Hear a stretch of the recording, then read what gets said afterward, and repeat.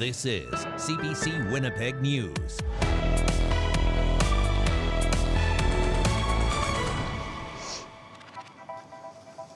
Good evening. Thanks for joining us. People in St. Teresa Point are grieving. 4 community members were killed in a float plane crash Saturday. The lone survivor, the young pilot. Investigators are now left trying to piece together what happened. CBC's Gavin Axelrod has more. People in St. Teresa Point First Nation are grieving the losses of Rena and Bradley Monius and Ella and Nestor Monius. The 2 couples died in a plane crash Saturday. Chief Raymond Flett says the group was going on a weekend trip to their traditional hunting grounds. It's one of our seasonal happy moments to be out there on the land. The crash happened about 40 kilometers south of the community. RCMP say the float plane went down just north of Makepeace Lake where the group was heading. It was supposed to land on water, but crashed on land. All 4 died at the scene. Only the 20-year-old pilot survived. He has serious injuries. Still in shock, a lot of us. It's devastating. It's a lot of painful situation. Anishinaabe Okinawan Grand Chief Alex McDougall's niece Ella died in the crash. We're all in shock and mourning the sudden loss of our loved ones.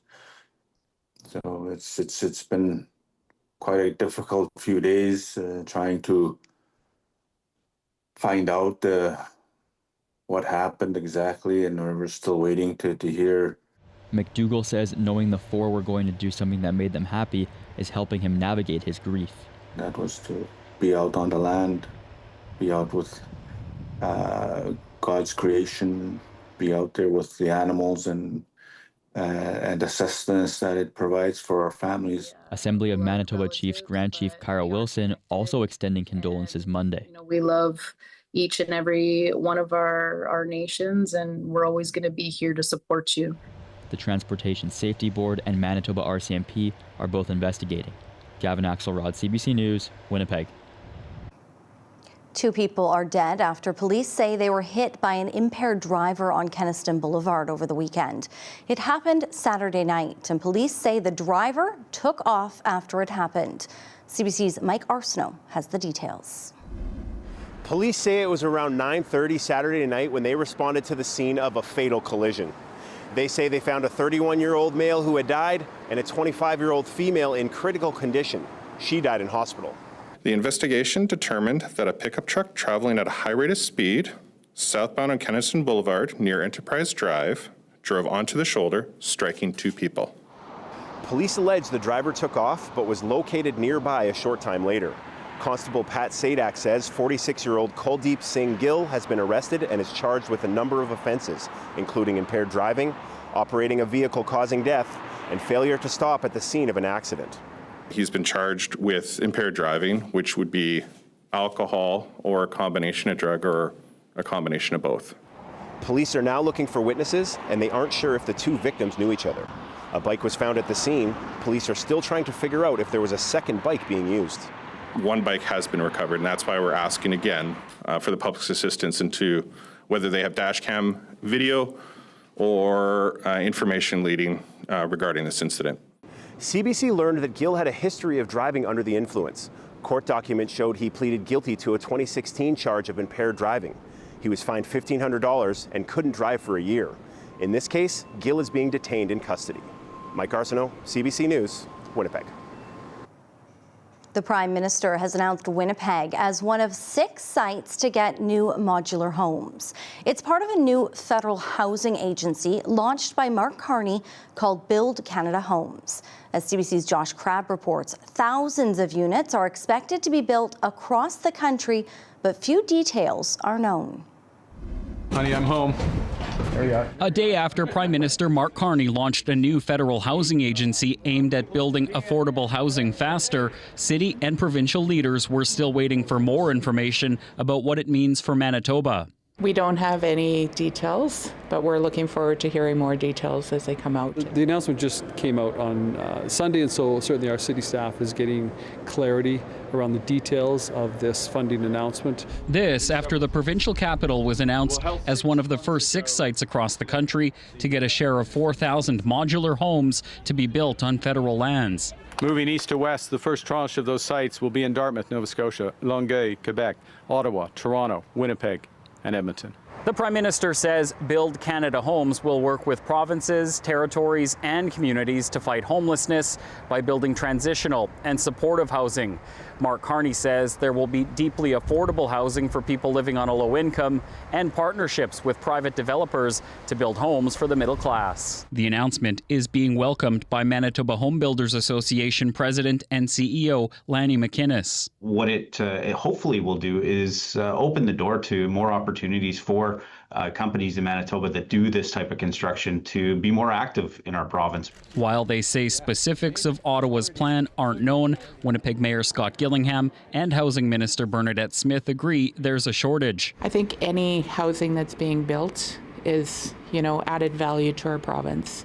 We need to build as many homes as we can. And that's the big need right now. We need more housing built.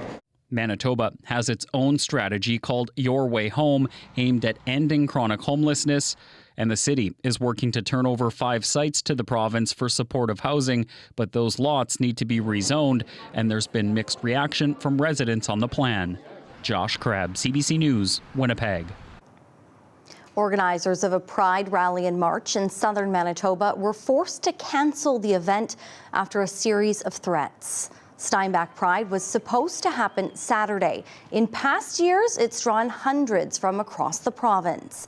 Steinbach Pride's president says threats and protests connected to the event are nothing new. But this week, he says someone threatened participants with disruptions connected to the death of right-wing commentator Charlie Kirk, who is critical of gay and transgender rights. It's when the language talks of violence. That's when we have to step over from the one side of the road to the other side of the road, and that's the direction it went. They say Pride will go ahead when tensions have cooled. RCMP are investigating the threats. Well, it sounds like the plot of a Hollywood movie, but it's all playing out inside a Winnipeg courtroom. A drug dealer turned RCMP informant who helped take down a high-level Hells Angel, and the payout that convinced him to do it. CBC's Bryce Hoy explains. A man going by the pseudonym Agent 66 testified in court in Winnipeg today. The drug dealer turned informant helped RCMP track down a man who police once described as one of the most prolific members of organized crime in Canada. Damian Ryan was one of about 20 people picked up by police in February 2022. It was part of Project Divergent, a multi-year drug trafficking investigation that spanned provinces. Court heard Agent 66 led a life of crime as a cannabis and cocaine dealer. He had plans to leave that life, but then nearly $400,000 he had squirreled away was stolen by another trafficker. A few years later, RCMP enlisted him to help them with Project Divergent. Eventually, they agreed to pay Agent 66 $900,000. Audio he recorded was played in court today of drug deals with lower level and mid-level dealers in 2020 and 2021 that RCMP coached him through as he tried to connect with someone high level like Ryan.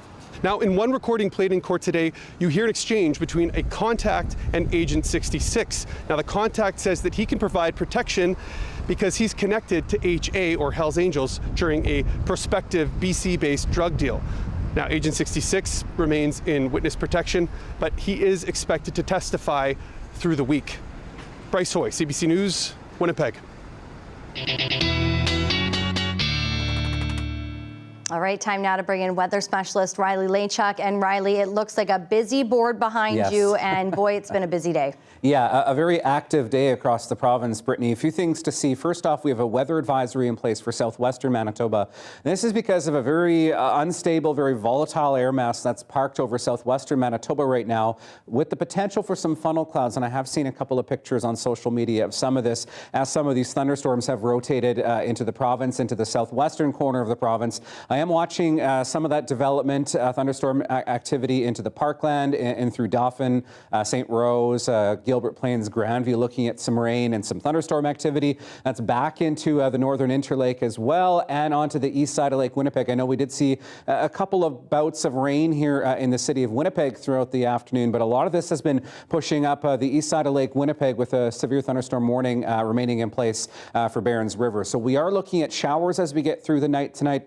Pretty generally across southern Manitoba, pretty scattered in nature, with the risk of thunderstorms continuing and that wind picking up southwest 20, gusting to 40 as we get through the overnight hours. We start to see things calming down as we get into the morning, maybe a few stray showers yet to come first thing. 19 degrees at wake up and then up to 24 by the afternoon.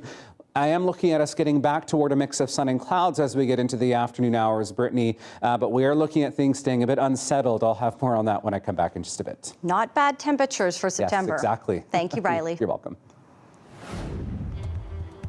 Surgical wait times in Manitoba are rising. Coming up, the ongoing concerns that some patients have as they continue to wait. Stay with us.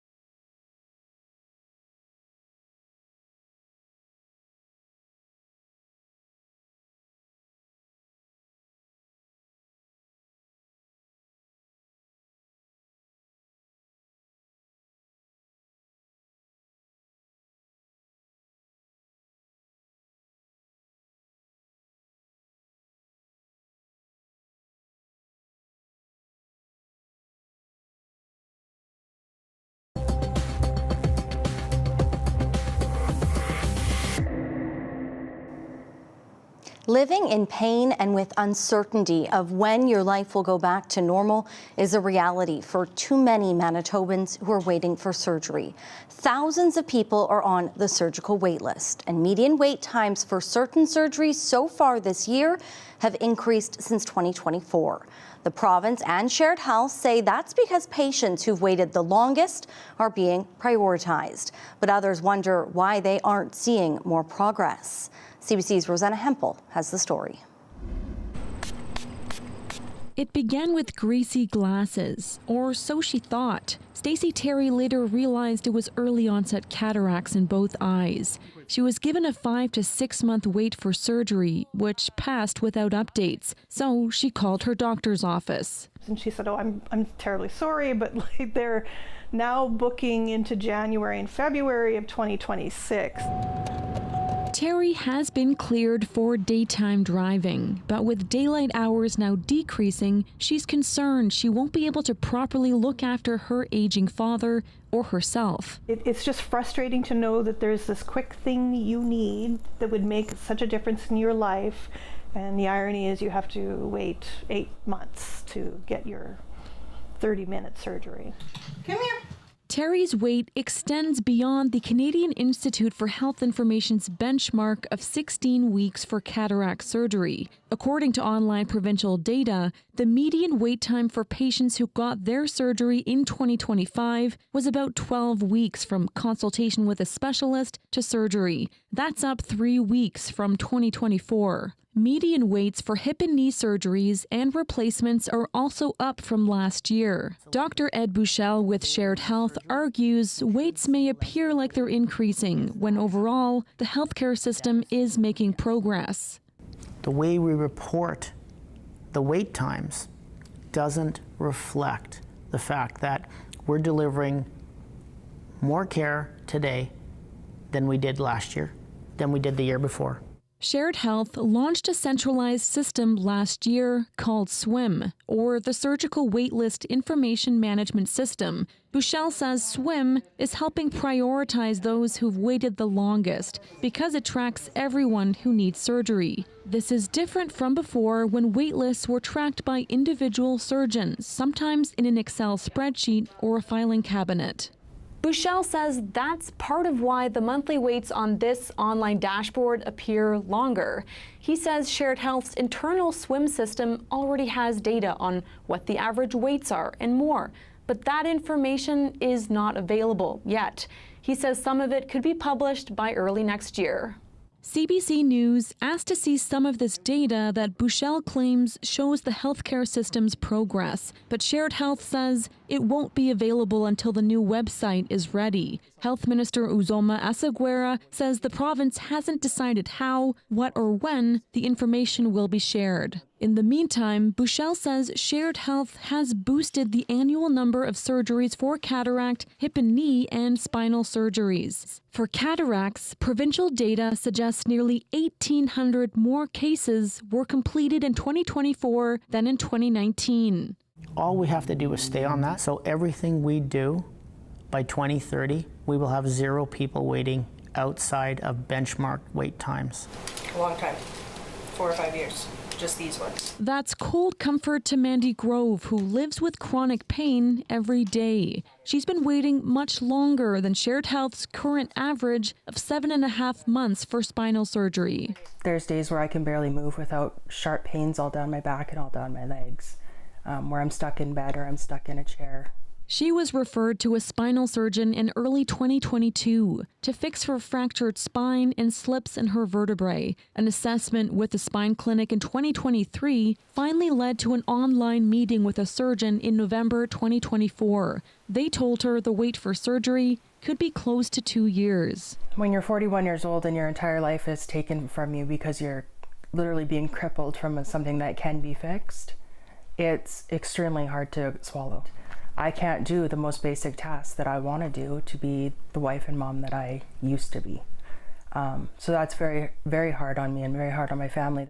In April 2024, the Manitoba government announced $12 million for a new spine program. Buchel says it brought new equipment to hospitals and has just about doubled the number of surgeries. Grove wonders why she's still waiting. Rosanna Hempel, CBC News, Winnipeg. A Winnipeg councillor has endorsed a candidate in the Elmwood East Kildonan by-election. Transcona councillor Russ Wyatt tells CBC News he supports Braden Mazurkiewicz. He's running to replace the late councillor Jason Schreier, a close ally of Wyatt's. Mazurkiewicz worked in Wyatt's office for 2 months earlier this year. I did some contract work for him this summer in his office after his assistant left for personal reasons. And after seeing some of the contract work, after doing some of the contract work with him, I realized how ripped off that the people of the east side of town were getting. He's one of 5 candidates confirmed to be on the ballot. That by-election is October 25th.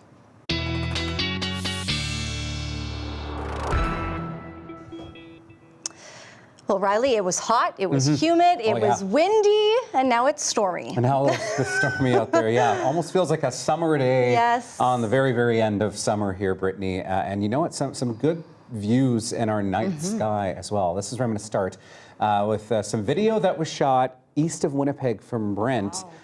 The Northern Lights last night. What a sight to see if you were lucky enough to be under a clearing sky to the west last night.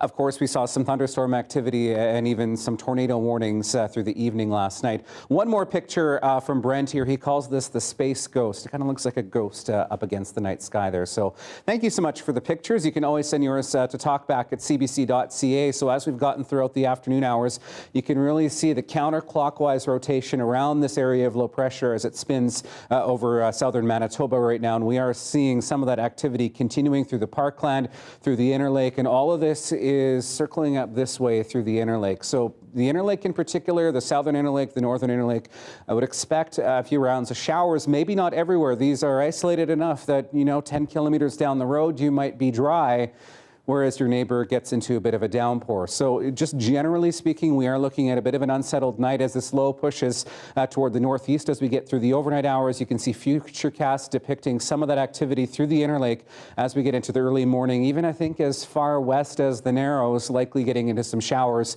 or some thunderstorms into the overnight hours. And then once we get into Tuesday, we do get a bit of clearing in behind this, but anywhere you see some of this cloud cover the next couple of days, the potential for a few more showers, even some thunderstorms as we get through Tuesday, even into Wednesday, I think, as this high pressure starts to push in and tries really hard to clear us out as we get into the day on Thursday. But I do think we are staying predominantly cloudy as we get through not just the next couple of days, but really right into the weekend, a generally cloudy sky with some sunny breaks.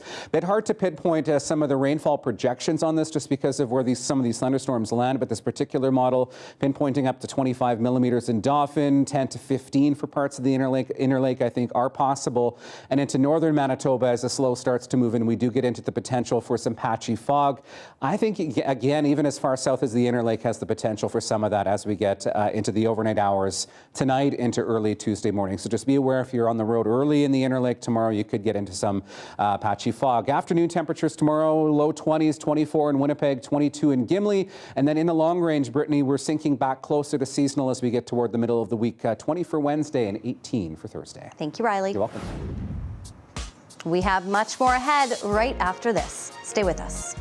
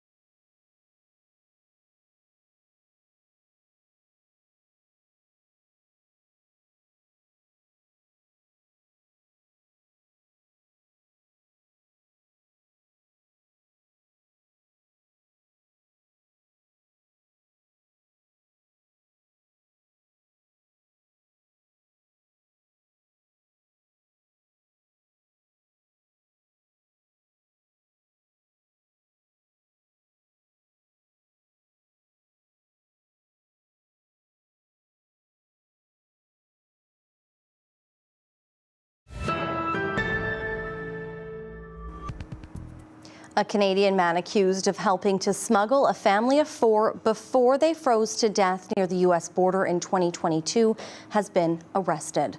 A federal Justice Department spokesperson has confirmed to CBC that Fennell Patel is in custody pursuant to an extradition request from the U.S. Authorities in India allege that Fennell Patel was a key player in the deaths of Jagdish Patel, his wife, their 11-year-old daughter, and 3-year-old son. Their bodies were found frozen in a field near Emerson in January 2022 while trying to cross into the U.S. Patel is not related to the family that died. Indian police have said he was the smuggler who drove them to the border and left them there. 2 other men were convicted of human smuggling charges in the U.S. related to the family's death in November 2024. Starting today, the Canadian Union of Postal Workers will stop delivering corporate flyers in your mailbox. It's part of a deepening contract dispute, which is once again stalled. Canada Post says the move will impact thousands of businesses who use the mail to reach their customers with offers. CBC's Zubina Ahmed reports. Brock Schwalloch's mailbox, usually filled with flyers, looks quite empty today. I usually look at them.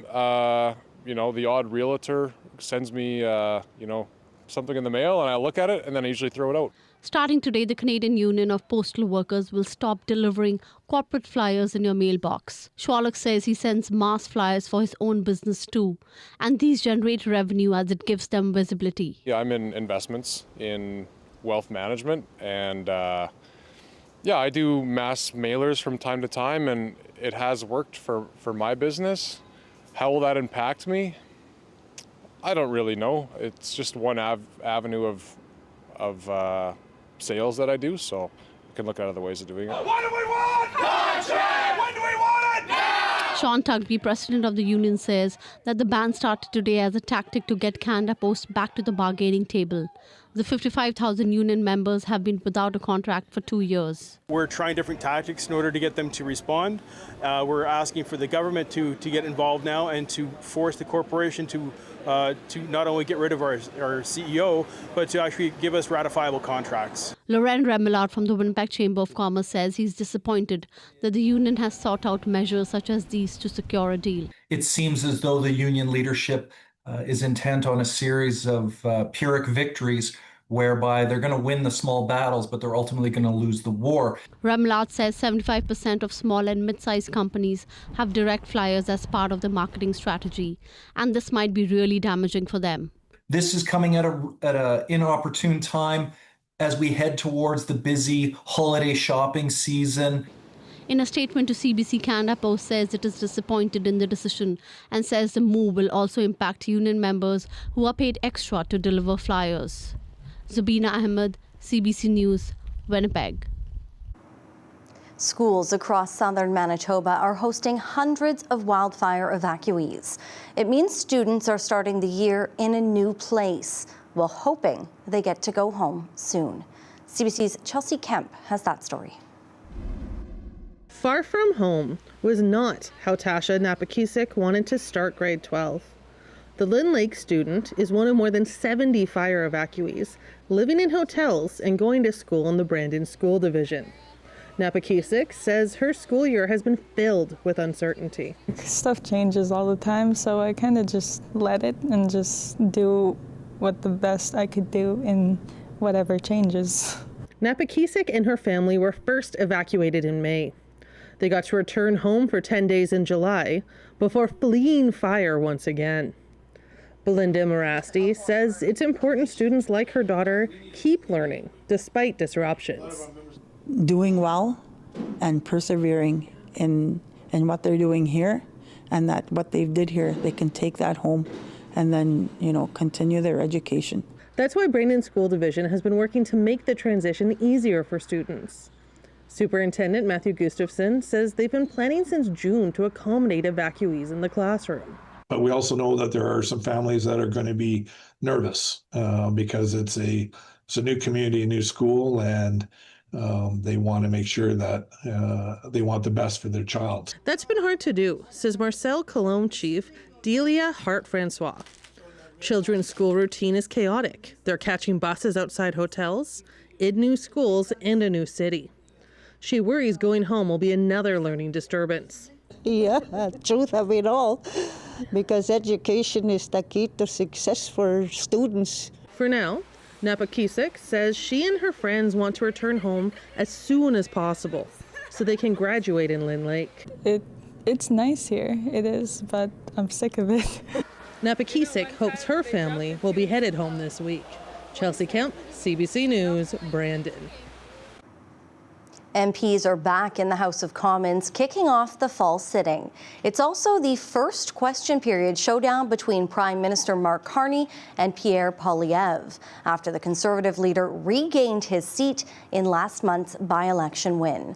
Olivia Stefanovich has more. How do you feel going into this question period? A new sitting, a new face-off in the House of Commons. Questions orales, oral questions, the Honourable Leader of the Opposition. Conservative leader Pierre Poilievre back after regaining a seat in a summer by-election. My mother taught me never to be late, so please forgive me for my late arrival to the session. Mr. Speaker, I'm sure I speak for all parliamentarians in welcoming the member for Battle River Crowfoot back to the House of Commons. Up against Prime Minister Mark Carney in question period for the first time. So a trivia question. Can the Prime Minister tell us, has there ever been a Prime Minister who has successfully doubled the deficit without even introducing a budget? Mr. Speaker, this government is undertaking the biggest investment in protecting Canadians in the Canadian military. There's a lot more debt is what there is, Mr. Speaker. A lot more debt than we ever imagined would be possible. Challenging the Prime Minister on the federal government's finances. We need to be clear about the scale of the crisis we are in. We need to be clear about the scale of investment that we need. And a substantial deficit projected in Carney's first budget. The amount which seems to be anticipated, $100 billion, is so huge that I need to see what's in it. I'm very concerned. How do we commit to 5% more military spending without a budget and without a plan? And why 5%? Because Trump says so? We will need a plan of job creation, good jobs, unionized jobs, and also a real housing plan. With the Liberals still 3 seats short of a majority, the government has no choice but to listen to those concerns and work with other parties to fulfill its ambitious agenda and pass its budget. Olivia Stefanovich, CBC News, Ottawa. A Quebec judge has ruled a mother who left her 3-year-old daughter on the side of a highway is not criminally responsible for her actions due to a mental disorder. The 34-year-old Montreal woman reported her child missing in mid-June, igniting a frantic 3-day search in Quebec and Ontario. We cannot identify the woman or her daughter because of a publication ban protecting the child. Police found the child alive in a field. The court heard she was found dehydrated, swollen, and infected with insect bites. The mother was originally charged with child abandonment and criminal negligence causing bodily harm. The Canadian Real Estate Association says home sales were up last month, marking the 5th straight monthly increase. Some areas of the country are picking up more steam than others. Nisha Patel breaks down the latest numbers. Home sales in Canada have been trending higher for 5 months in a row, but they're up just slightly compared to the same time a year ago. The average benchmark price in August hitting about $687,000. Down 3.5% from 2024. I think the real action is going to be in the fall, but certainly it shows that things are spooling up. While higher mortgage rates and trade war uncertainty have kept many Canadians on the sidelines, there's now more inventory for sale, luring some prospective buyers into the market with the opportunity to be more choosy. If it's 500 square feet, you're going to have a hard time selling it. If it's a 4,000 square foot McMansion, you might have a hard time selling it. But anything that's sort of 1,000 square feet to 1,500, that's a reasonable, affordable family type home, I think those will do well. Much of the market action depends on the type of housing and where it's located. Areas that were historically very cheap continue to see higher demand and higher prices, like Quebec City, Montreal, and Halifax. But the condo market in southern Ontario is experiencing a deep downturn, with prices in cities like Barrie and London down double digits compared to last year. And after months of heated sales, Calgary's market appears to be cooling. Sales are down 11% from a year ago. Prices dipping slightly too. Sellers have to be realistic in their pricing, and buyers have to realize that good locations are still selling. So, there's a balanced market. As the summer season ends, experts say more Canadians will go house hunting, and sales could pick up in the fall, especially if the Bank of Canada lowers its benchmark interest rate later this week. Nisha Patel, CBC News, Toronto. Well, pretty soon your morning coffee could earn you light bulbs or maybe even an oil change. Starting next year, Canadian Tire says you'll be able to link its rewards program with that of Tim Hortons. Customers will be able to use their points at either of the brands, but neither company is saying yet what kind of offers shoppers will see. But say that information and how much Canadian Tire money will be earned per dollar spent will be available closer to launch. Canadian Tire says it already has similar partnerships with Petro-Canada, Royal Bank of Canada, and WestJet. Your international news is coming up straight ahead. Plus, Riley's back with your dog walking forecast. Stay with us.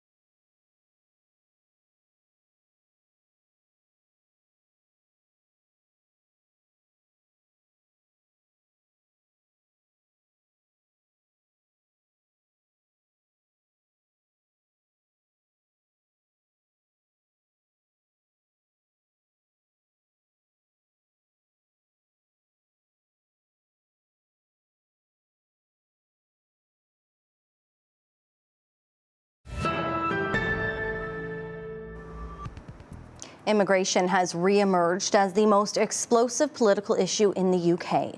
It sparked a massive anti-immigration protest in London over the weekend that turned violent. Chris Brown reports from London.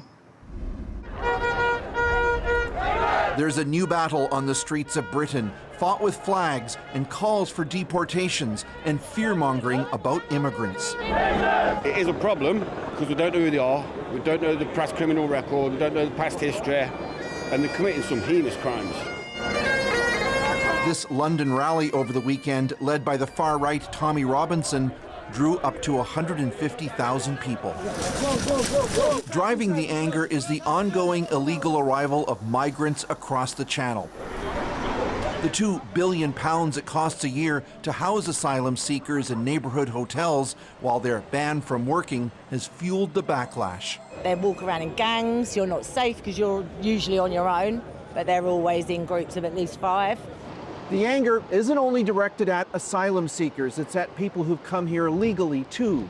The perception of weak borders helped propel the United Kingdom out of the European Union. But 4 years after Brexit, legal immigration has soared. On average, the UK netted roughly 250,000 immigrants a year prior to Brexit. But by 2023, in a post-COVID push to stimulate the economy, the Conservatives let the number soar to over 906,000. Reform UK and its leader Nigel Farage have capitalised on the discord by pushing mass deportations and is surging in the polls. Britain's Labour government has tightened rules, especially for students and healthcare workers, and vows to do more. There is a degree of racism underpinning this. This professor says immigration numbers are falling quickly to more traditional levels. It's all mixed up. All of our social and economic problems are blamed by some people on, the migrants in the country. The worry from the business community is that the economic impact of cutting skilled immigrants could be bad for the UK if the government tries too hard to appease the critical voices.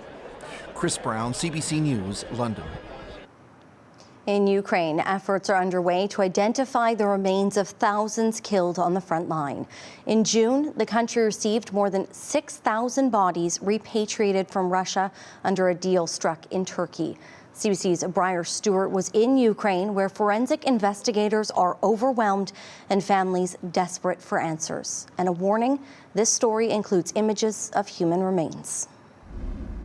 This cemetery in Dnipro speaks to the fact that this war has been grinding on for more than 3.5 years, and there's a growing number of dead.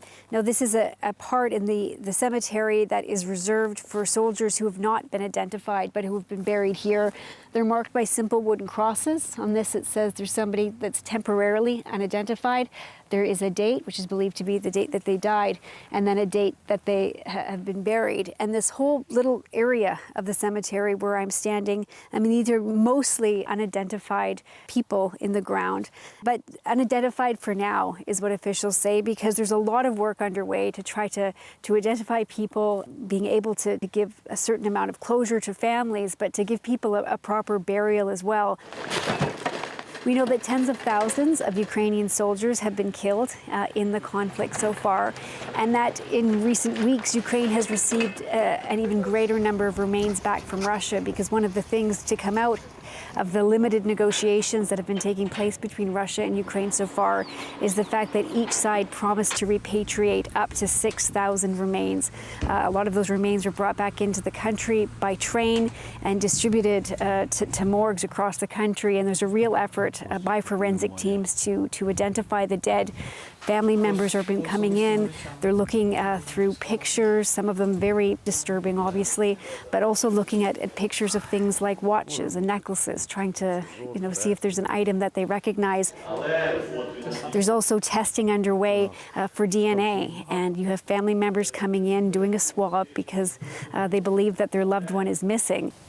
This scene that we're seeing here in the cemetery speaks to that, because you can see these dates. Some of these bodies sat for a couple of years before they were buried because there was work underway to identify them. And this is just one cemetery in one corner of Ukraine. And this is something that the entire country has been dealing with and has been dealing with for over 3 years. Briar Stewart, CBC News, Dnipro. Arab leaders have held an emergency summit in a show of support for Qatar. The meeting is in response to Israel's airstrike last week in Doha, targeting Hamas leaders. The attack inside the territory of a U.S. ally triggered widespread condemnation. CBC's Sasha Petrusik has the latest from Jerusalem. For all the criticism from U.S. President Donald Trump toward Israel over that bombing of Doha last week, there really wasn't much tension or animosity in evidence when U.S. Secretary of State Marco Rubio and Israeli Prime Minister Benjamin Netanyahu met for 3 hours and then held a news conference. In fact, the two men were falling over each other, emphasizing what a strong relationship the two countries had, with Netanyahu saying that it's never been better, the alliance is as strong as it's ever been, and Rubio saying that Israel has the United States' unwavering support. We are focused on what happens now, what happens next, what role can Qatar play possibly in reaching an outcome here that leads not just to the end of this hostilities, not just to the release of all of the hostages, both living and deceased, not just the disarmament and elimination of Hamas, but also a better future for the people of Gaza. The U.S. wants Qatar to continue playing the role of mediator, trying to find a negotiated settlement to the Gaza war, and Qatar has agreed to do that. As for Israel, Netanyahu says he reserves the right to go after, to target Hamas militants wherever they may be, and that could mean hitting Qatar all over again. Now, in Qatar, this emergency summit of Arab leaders was getting underway today with a lot of strong words against Israel. Accusations that it is trying to make Gaza unlivable, that it is causing a genocide, that there is starvation there because of its actions, and ethnic cleansing as well. And as a result of all of this, it says Israel is being cowardly and treacherous and causing the potential for a break between the Arab world and Israel. In any case, Rubio is on his way to Doha next to try to smooth out these differences. Sasha Petrusik, CBC News, Jerusalem.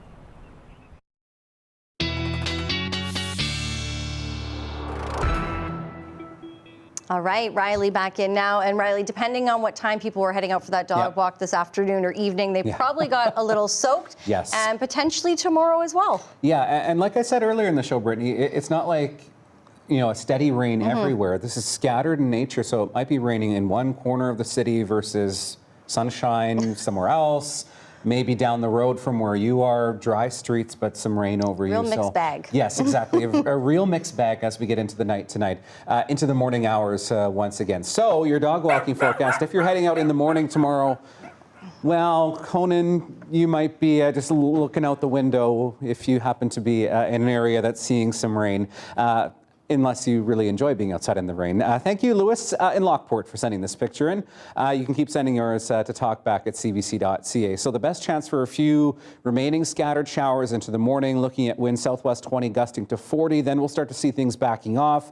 We'll get a bit more sunshine back by the time we get into the afternoon, but still looking at cloud cover hanging on as we get into the next couple of days here.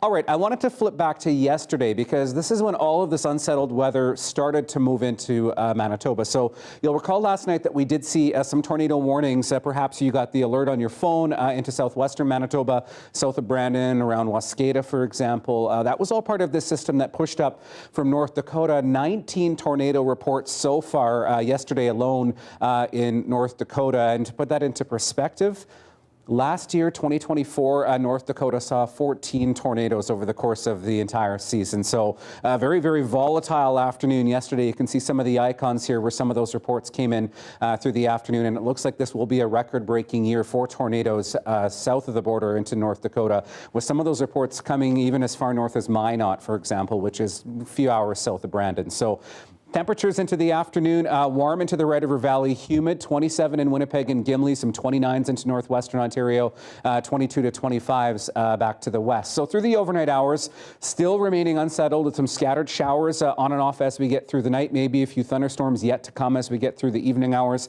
17s and 18s through northwestern Ontario, right back into Manitoba, into Westman, looking at 14s to 16s overnight with some showers tapering off, with some of that thunderstorm activity continuing. So maybe some fog patches in northern Manitoba, 14 in Thompson, and that rain starting as we get into the overnight hours for Norway House, Gillam, into Shamattawa, for example. So looking at some wet conditions tomorrow through northeastern Manitoba, temperatures around 20 in the Pas, OCN, and Grand Rapids. A few showers through the Interlake first thing in the morning as the system pushes out. And then, Brittany, we get into some sunshine through the afternoon and temperatures in the mid-20s. Once again. All right. Thank you, Riley. You're welcome. Still ahead, a new basketball court is scoring points with young people in Winnipeg's North End. And Riley has your last check on the forecast. Stay with us.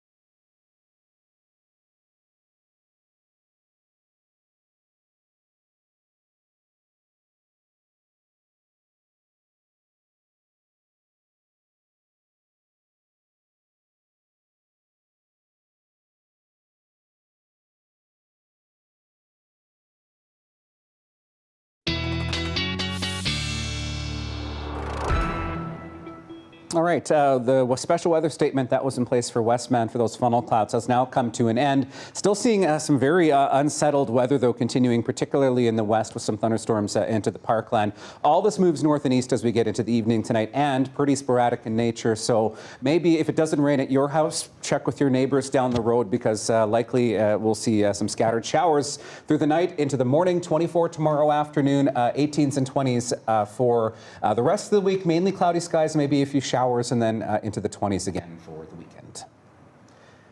A vibrant new basketball court opened in Winnipeg's North End this weekend to a lot of fanfare. They hope it becomes a space the entire community can enjoy. CBC's Gavin Axelrod reports. It's a space to chase hoop dreams.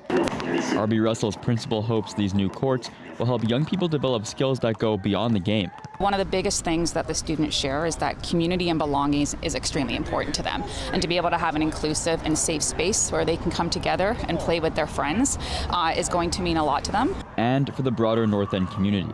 Damon Morissette is with Warriors Basketball, an Indigenous team that wants to help grow the sport in the North End. Spaces like this are only going to help grow our community, make a more caring, healthy community, taking off stresses off any other resources that we might be stressing at the moment. The court features the Eagle. It was inspired by the Warriors' ethos of basketball as medicine. The project was a joint initiative between the Winnipeg School Division, Winnipeg Sea Bears, the Warriors basketball program, and nonprofit Buckets and Borders. One way to get a kid off the street is get him on a court. And, you know, the great thing is it's a fantastic court. It's really appealing to the eye. It's something that you gravitate towards. Funding came from a partnership between the School Division, nonprofit, and pro basketball team. The budget was about $200,000. It's the fourth project Buckets and Borders has done in Winnipeg.